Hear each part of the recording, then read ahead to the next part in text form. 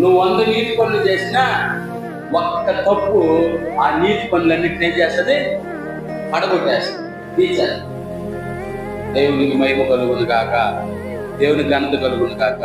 ఈరోజు చాలా మంది ఎన్నో దుర్మార్గ పనులు చేసి మేము అన్నదానం చేసేస్తున్నాము, ఈ రోజు మా పాపాలన్నీ పోతాయి అనుకుంటే కుదరదా? ఎన్నో భయంకరమైన పనులు చేసి ఇదిగో మేము ఈ జరిగిస్తున్నాము మా పాపాలన్నీ పోతాయంటే కుదరదా?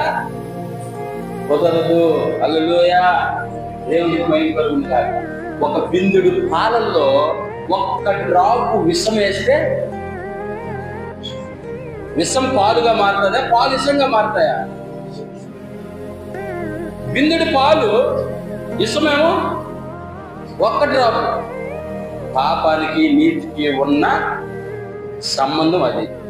పాపము విషము, నీతి పాలు.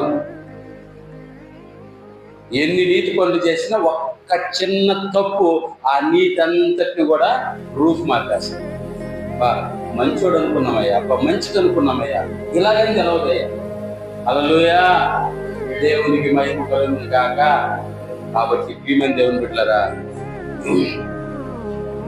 దేవుడు మనకి ఏం చెప్తున్నాడంటే, మనం ఈ లోకంలో ఆనందంగా ఉండాలన్నా, నిత్య జీవంలోకి మనం ఆనందంగా ప్రవేశించాలన్నా, దేవుడు ఇప్పటి వరకు చెప్పిన వాటిని ఏవైతే విడిచిపెట్టమన్నాడో వాటిని మనం ఏం చేయాలా?